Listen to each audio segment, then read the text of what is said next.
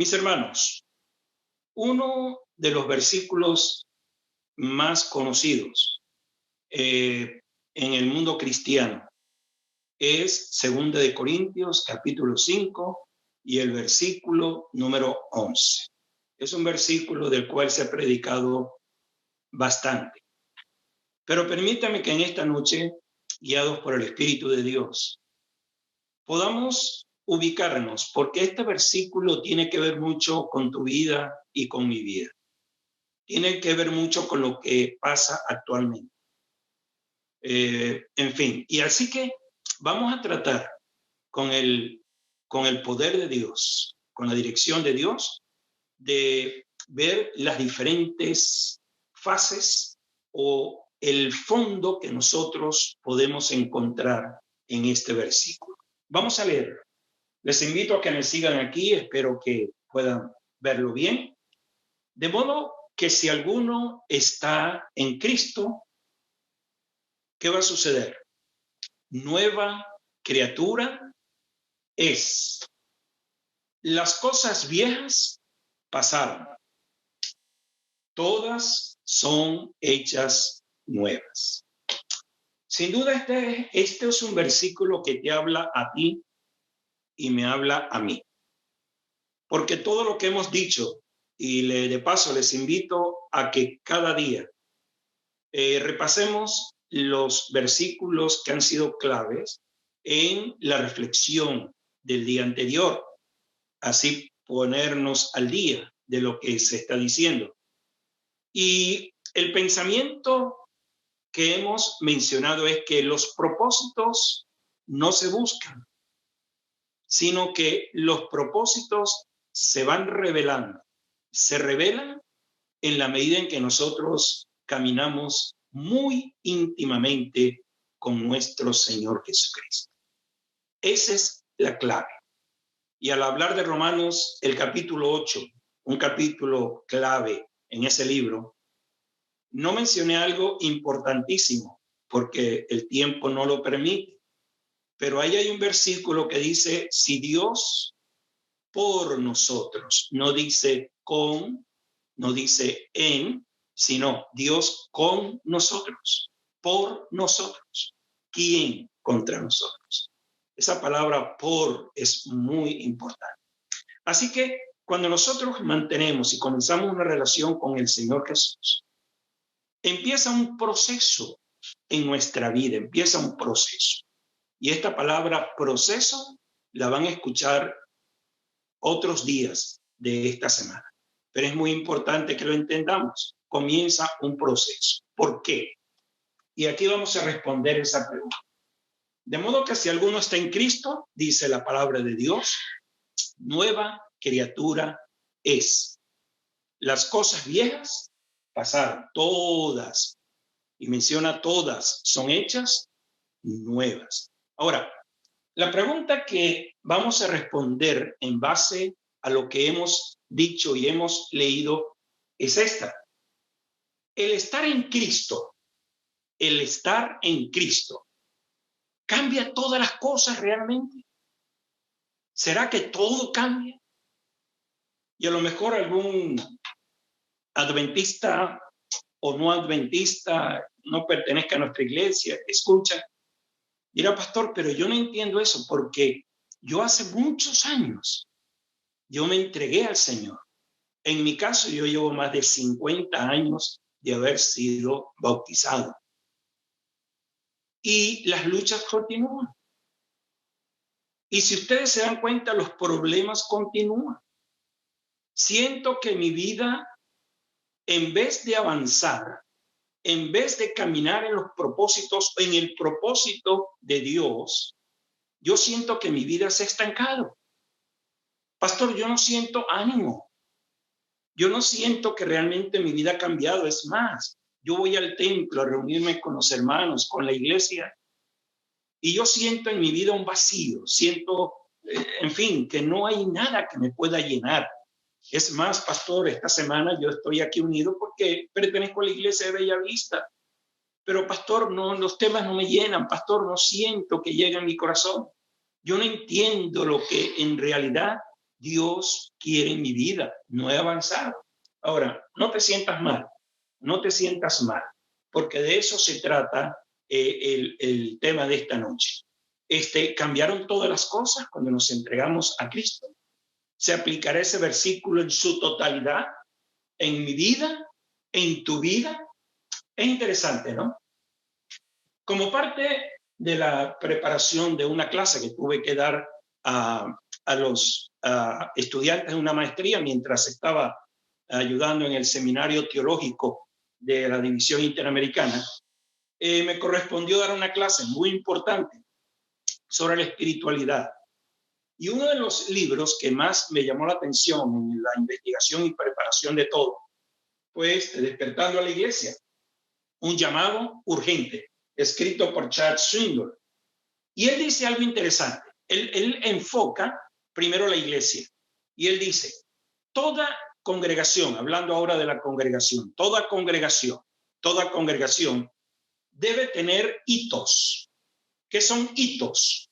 Son esos puntos fijos, ¿correcto? Y él dice, deben hacer hitos periódicos. Deben hacer reflexiones en base a sus creencias. Deben hacer reflexiones. Y hay 3 reflexiones, 3 hitos que cada congregación debe hacer. Primer hito, ¿cuál es? Mirar hacia atrás. ¿Por qué una congregación, la iglesia de Bellavista, en este caso, debe mirar hacia atrás para ver qué cosa? ¿Cuál fue la visión inicial por la cual nació esa iglesia? ¿Por qué está ahí? ¿Qué fue lo que originó que esta congregación esté establecida en ese lugar de Panamá? Y los que me escuchan de otras congregaciones, de tu congregación en ese lugar. ¿Cuál fue la visión original? Importante eso, ¿no? Y aquí hay mucho más, pero avancemos. Debemos mirar hacia nuestro interior. La congregación debe mirar hacia su interior para evaluar la situación actual, como estamos ahora. Miren qué interesante, ¿no? Mirar hacia atrás, mirar el presente, cómo estamos, y dice además el tercer hito sería el siguiente. Debe mirar hacia el futuro, toda congregación. ¿Por qué? Para determinar a dónde dicen las escrituras que debería dirigirse la iglesia. ¿Se dan cuenta? ¿De dónde vengo? ¿Dónde estoy? ¿Y hacia dónde me dirijo? ¿Es posible que una congregación pierda el rumbo? Es posible que una congregación pierda la visión y estén en otros asuntos que nada tiene que ver con la visión que Dios tiene de esa congregación. Ahora, es interesante porque él presenta, además de hitos para una congregación, él dice que uno individualmente debe hacerse las mismas preguntas o debe ver esos 3 hitos realizados en la vida. Dice, debemos mirar atrás. Debemos mirar atrás. Ahora, hablo como individuo. ¿Está bien? Debo mirar atrás para ver nuestra vida pasada, de dónde vengo. Ahora, ustedes dirán, pastor, pero es que la Biblia dice que dejando ciertamente las cosas que quedan allá, ¿verdad? Atrás, porque las cosas viejas pasaron y ahí todas son hechas nuevas. Pero yo no me refiero a esos pecados, a esa carga que algunos llevan, ese peso que todavía tienen en su vida. No, yo me refiero es que hay verdades y hay asuntos que dejamos atrás, asuntos de relevancia para nuestra vida espiritual, asuntos que nosotros hemos dejado de practicar. Por eso la Biblia dice que debemos volver al primer amor, porque olvidamos de dónde venimos. Hay un fenómeno que sucede en la vida, por lo general en la vida del cristiano. Hay un desgaste. Tengo un tema por ahí que habla acerca de la erosión de un cristiano, la erosión espiritual de una persona. Nos vamos erosionando. Y yo doy una definición, nos vamos profesionalizando de tal manera que las cosas ya las hacemos por costumbre, por inercia. Entonces, hay que mirar atrás. Hay que mirar hacia atrás y ver las cosas que hemos dejado, que un tiempo nos edificaron, nos ayudaron y que las hemos ido dejando. Debemos mirarnos hacia nuestro interior, cómo estoy ahora. Querido, tú que me escuchas allí, tú que me estás viendo, ¿Cómo estamos ahora? ¿Puedes decir tú que tu vida ha mejorado desde el sábado pasado hasta el día de hoy? ¿Puedes tú decir que hoy eres mejor que ayer? Y proponerte por la gracia de Dios mañana ser mejor que hoy.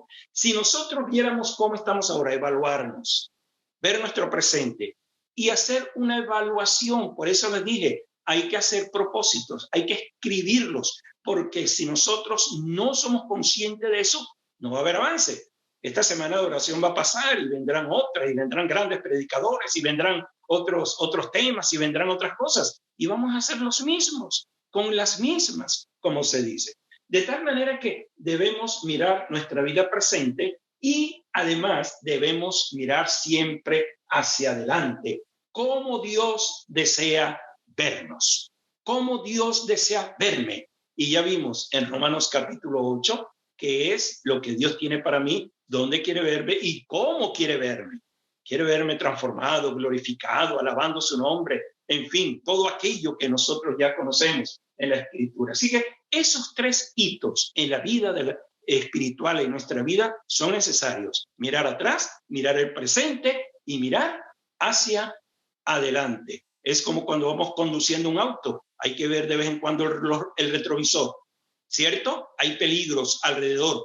El retrovisor nos indica, hay que estar pendiente en el presente, allí consciente, nada de celulares, nada de texto, allí sin distraernos. Y hay que mirar hacia adelante, hacia dónde vamos. Eso es muy importante y lo olvidamos. Esto que estoy diciendo es básico y nosotros muchas veces lo olvidamos. Hay otro libro. Si tienen la oportunidad de conseguirlo, búsquenlo. Se titula Espiritualidad emocionalmente sana. Ese fue escrito por Peter Scazzero. Es importante este libro. Y él presenta lo siguiente. Él dice, ¿por qué muchos cristianos se desaniman? ¿Por qué, si ustedes analizan la congregación de Bellavista o las congregaciones que representan, cuántas personas ustedes conocieron que fueron bautizadas? ¿Cuántos se bautizaron? Y la pregunta es, ¿están todos? ¿Qué pasó con esas personas? Y él entonces presenta que hay tres tipos de miembros o de personas que entran a la iglesia y los clasifica de esta manera. Están primero los desertores. ¿Quiénes son los desertores? Bueno, aquellos que una vez se bautizaron, aquellos que una vez hicieron acto público de su fe y de pronto no los vimos más. Los nombres permanecen en el libro de la iglesia. Nadie sabe dónde están, nadie sabe por qué, nadie sabe, en fin, todo. Ellos creyeron, fueron sinceros al llegar, pero estos desertores, nadie sabe, ¿verdad? Se fueron, siguen creyendo, no sabemos, pero se fueron. No han dicho, bórrenme, no han dicho, me voy, no, se fueron, desertaron. Están los inactivos que están congregándose, y están los apóstatas. Apóstatas son aquellos que reniegan de la fe, o sea, la niegan. Ellos ya no quieren ser adventistas, están, en fin. Y quiero decirles, hermanos, que aún dentro de nuestras congregaciones puede haber apóstatas. Ahí estamos, no creemos en todo lo que el Señor nos ha enseñado, no creemos en todo. No estoy de acuerdo con esto, con aquello, en fin. Y a veces, sobre todo cuando se trata de doctrinas. No hablo de práctica, no, de doctrina. ¿Correcto? Y de eso es otro capítulo, pero están los tres. Pero alabo el nombre de Dios porque están los activos. Los activos. Y es alrededor de un 20% con los que cuenta la iglesia, las personas activas. Son esas personas que le dicen al pastor y que le dicen a los dirigentes, cuenten conmigo, cuenten conmigo. Muy bien, el tiempo está transcurriendo y necesito ver algo importante. Llegamos al corazón de lo que estoy tratando de decir y vamos a explicarlo ahora. ¿Qué pasó con esa gente? ¿Qué pasa con la mayoría o con un buen grupo de nuestros hermanos? Lo vemos triste, los vemos sin orientación, los vemos desmotivados, los vemos. ¿Por qué? Y aquí viene, por favor, vamos a estar atentos a eso. Esto que ven, esta imagen que ven aquí, si no pueden ver las letras, bien, pero lo voy a ir mencionando. Dígame una cosa, una persona antisocial, ¿se puede notar, se puede ver? Sí, ¿verdad? Una persona antisocial, se ve, la maestra, al dirigir a los niños en el aula, se da cuenta que niño no le gusta compartir con los demás. Y se ve aún como adulto, ¿verdad? Se conoce a la persona que es antisocial, socialmente fuera de contexto. Se nota cuando una persona tiene problemas intelectuales, o sea, no puede aprender, no puede, en sí lo hay, ¿verdad? Se nota, ¿verdad? Le cuesta aprender. Y tenemos algunos dirigentes, algunos inclusive presidentes, que les cuesta entender algunas cosas, ¿verdad? De países me refiero. Cuando una persona tiene aspectos, problemas físicos, ¿se ve? Sí, ¿verdad? Se ve. Ok, si no, mirémonos en un espejo y ahí podemos ver si hay defectos físicos. Se notan los defectos físicos. Problemas espirituales. ¿Se pueden notar los problemas espirituales? Es un poco controversial. Usted dirá, pastor, no, porque lo espiritual no se puede medir. Sin embargo, la Biblia dice, por sus frutos los conoceréis. De tal manera que aún lo espiritual, uno puede ver cuando una persona anda luchando. Uno ve cuando una persona está tambaleando. Se puede notar cuando andamos en esa situación. Ahora, ¿se puede notar en la iglesia a un hermano con problemas emocionales? ¿Son visibles? No, ¿verdad? La única manera de nosotros ver cómo realmente es una persona internamente es con el tiempo, ya sea conviviendo. Mi abuelita decía, hay que vivir con una persona 8 días, vivir una semana, máximo 15 días para conocer a una persona. Por eso no hay que juzgar, ¿verdad? Hay que conocer a la persona. Pero hay problemas emocionales. ¿Qué quiero decir con esto? Cuando tú y yo nos congregamos el día sábado o vamos a una reunión, ¿cómo somos todos en el templo? Santos hombres, santas mujeres. Allí todo el mundo, en fin, tratamos de poner la mejor cara, tratamos de dar lo mejor, tratamos de demostrar ante los demás que estamos bien, que no tenemos problemas, que estamos bien, pero internamente hay una lucha, internamente hay una lucha. Yo acepté a Cristo, estoy hablando de cristianos, ¿verdad? ¿Qué es lo que sucede? ¿Por qué algunas personas llegan a la iglesia, se bautizan y no vuelven a los meses? ¿Por qué? Porque ellos no encontraron, es probable que no encontraron allí lo que ellos buscaban a sus necesidades, de acuerdo a sus necesidades, no lo encontraron. Y así encontramos muchos casos. ¿Qué es lo que nos pasa? ¿Qué te pasa a ti? ¿Y qué me pasa a mí? ¿Por qué no avanzamos? ¿Por qué no progresamos? ¿Por qué nos estancamos? ¿Por qué suceden estas cosas? Ahora vean este cuadro, por favor. Vean este cuadro. Esto que está aquí, como ustedes bien lo ven, es un iceberg, ¿correcto? Es un iceberg.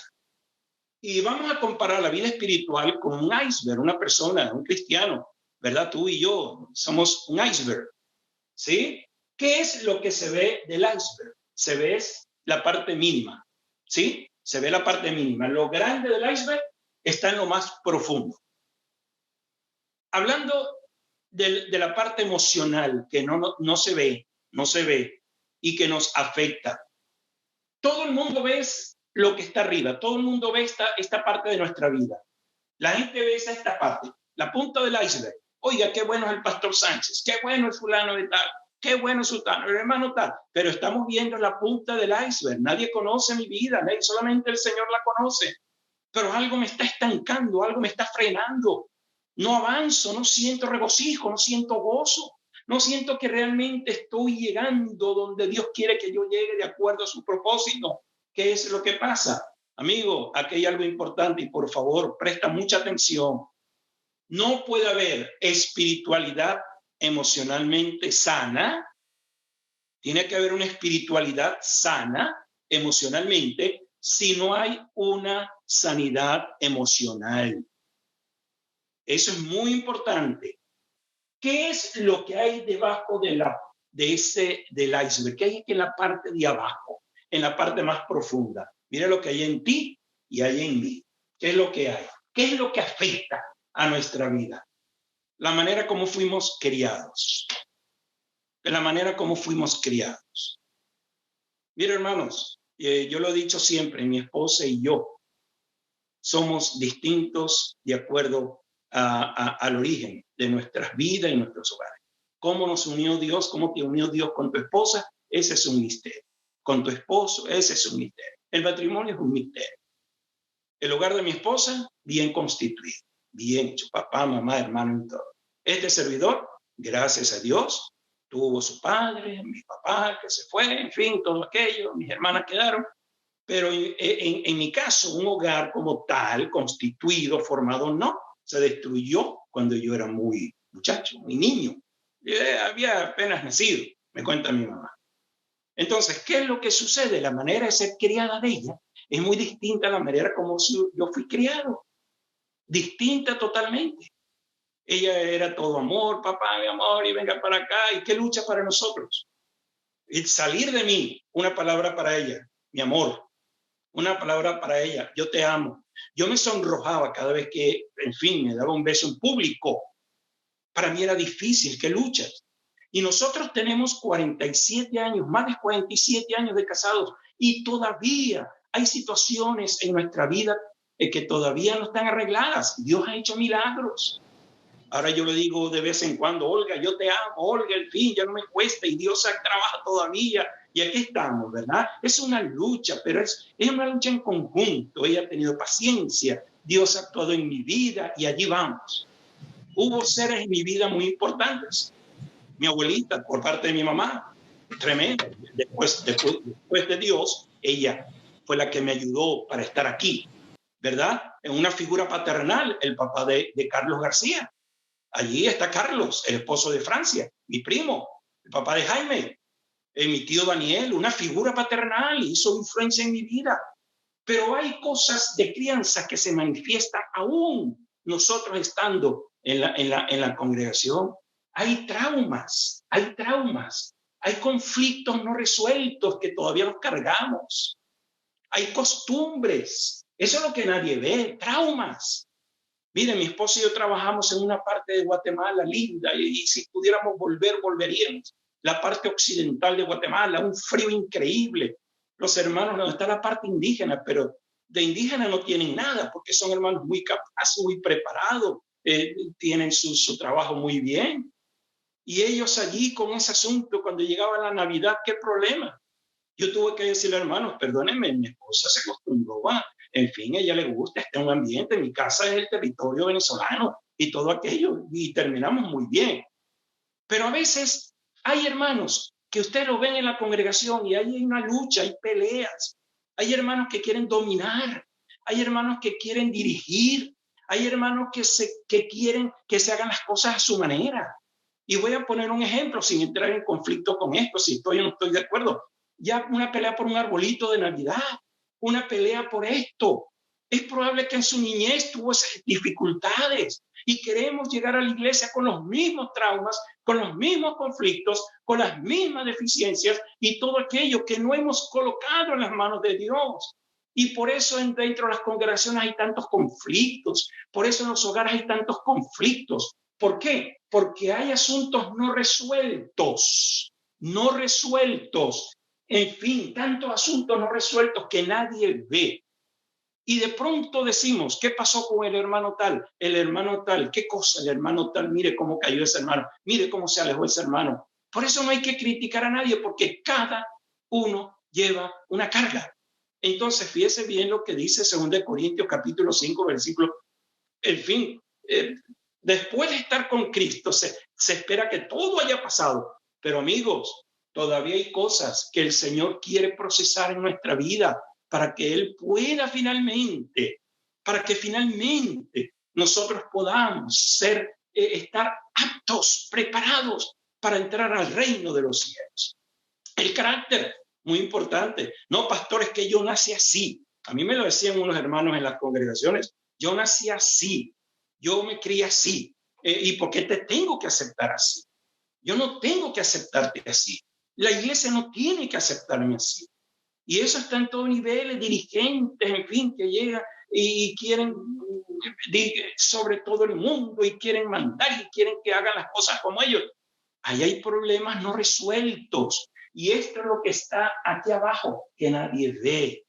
No puede haber espiritualidad sana si no hay madurez, no puede haber madurez espiritual si no hay una salud emocional, si no rendimos a Dios todo en el altar.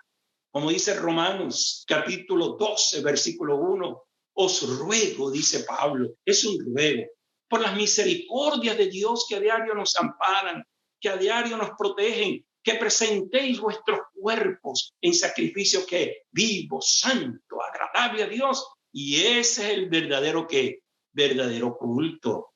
Hermanos, yo estoy diciendo algo aquí, si está de acuerdo conmigo, bien, pero es una realidad. Hay conflictos, en fin, síntomas de una espiritualidad emocionalmente enferma. Ahora voy a ser de psicólogo, ¿verdad?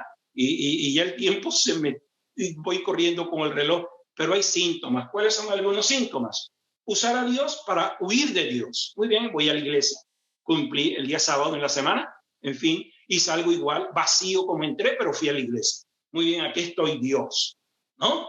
Eso es usar a Dios. Y a la vez estoy huyendo de Dios. No tengo estabilidad espiritual. En fin, otro síntoma, no hacer caso de los sentimientos de ira, tristeza, depresión y miedo. ¿Cómo te sientes? Eso es un síntoma, no hacer caso de esos sentimientos de ira, porque me da rabia, porque me da tristeza, porque estoy deprimido, porque tengo miedo. Claro, esta es una época difícil. Esta es una época que realmente nadie sabe hacia dónde vamos. Pero igual, otro síntoma, negar el impacto que el pasado tiene en el presente. Ese es un síntoma, no, yo soy así, yo no tengo problemas, no, yo estoy bien, yo soy perfecto. Yo vengo en fin, yo no tengo ese es el pastor, ese es el hermano, ese es el que me tiene la vista puesta, y en fin, pero yo no, yo estoy bien. Entonces, allí estoy negando algo, me estoy negando a ser para Dios en vez de estar con Dios. Y esto como pastor me llega muy de cerca, porque los pastores a veces hacemos mucho por la obra y menos por el Señor de la obra. Y eso es una realidad y podemos caer en eso. Trabajar mucho por la obra y el Señor de la obra queda a veces a un lado. No voy a decir más de esto porque ya el tiempo se terminó y yo creo que hemos entendido, ¿verdad? El mismo autor de ese libro dice lo siguiente: el trabajo de crecer en Cristo, que es lo que llamamos la santificación, y eso lo agregué ahí, no significa que no volvamos al pasado mientras nos apresuramos a recibir lo que Dios tiene preparado para nosotros. En realidad exige que volvamos al pasado para librarnos de las conductas enfermas y destructivas que nos impiden amarnos a nosotros mismos y a los otros, como es el verdadero propósito de Dios. Tremenda cita, y no es de Elena White, no es del don de profecía, es del mismo autor que habla acerca de la salud espiritual. Y ahora una cita del don de profecía. Miren esto: la guerra contra nosotros mismos es la batalla más grande que jamás se haya reñido. El rendirse a sí mismo, entregando todo a la voluntad de Dios, requiere una lucha.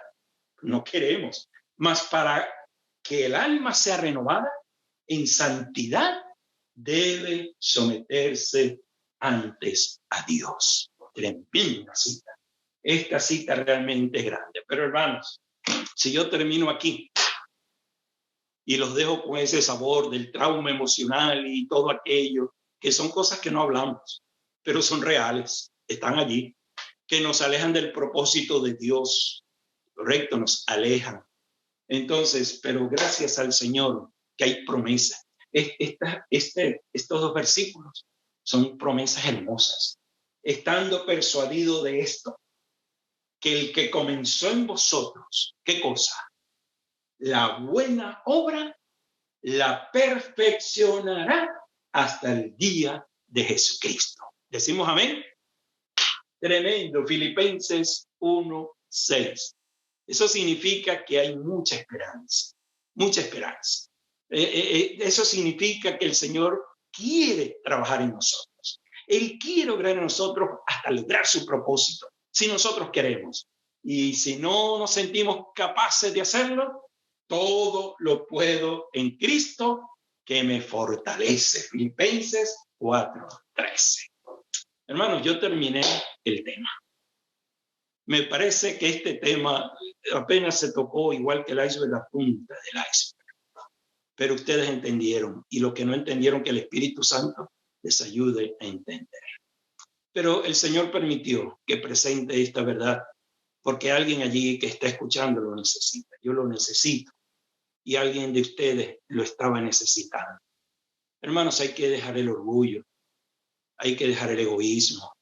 Tenemos que hacer un examen de nuestra vida, examinarnos a nosotros mismos a la luz de la palabra de Dios para ver si todavía estamos en la fe. Porque tiene que haber un cambio, no de afuera hacia adentro, sino de adentro. Tiene que ponerse todo, rendirse todo en las manos de Dios. Hermano, yo no sé cuál es tu problema, yo no sé cuál es tu lucha en el hogar, yo no sé cuál es la dificultad que enfrentas, pero hermanos queridos, ¿saben una cosa? Dios está dispuesto a hacer la obra en nosotros. Solamente rendirnos. Vamos, hermano, tú que estás allí. Yo sé que algo ha llegado a tu corazón, porque mi corazón así lo siente. Si algo hay en tu vida y en mi vida que Dios tiene que reparar, vamos, humildemente. Dios lo sabe. Tú dirás, pastor, Dios lo sabe. Él lo sabe. Pero es como el padre quiere que el hijo vaya y le diga, padre, como el hijo pródigo, perdóname, perdóname. Muy bien, vamos a orar. Vamos a orar. Querido Dios, este es un tema para presentar en 35 minutos. Muy difícil, pero Padre, tú lo has hecho. Lo que no se dijo, dilo a los corazones. Señor, gracias, porque tú tienes un propósito grande y noble. Gracias, porque eres nuestro Dios, porque eres nuestro Padre y sobre todas las cosas eres nuestro Salvador. Toma esta congregación de Bellavista, a su pastor, a los dirigentes, a cada hermano, a las personas que no pertenecen a esta congregación, a las visitas, con sus luchas, con sus problemas. Y ayúdanos para mirarte a ti y ser cambiados, transformados a tu imagen, Señor. Gracias por esta noche y bendícenos al descansar y que mañana sea otro día de bendición. En el nombre de Jesús. Amén y amén.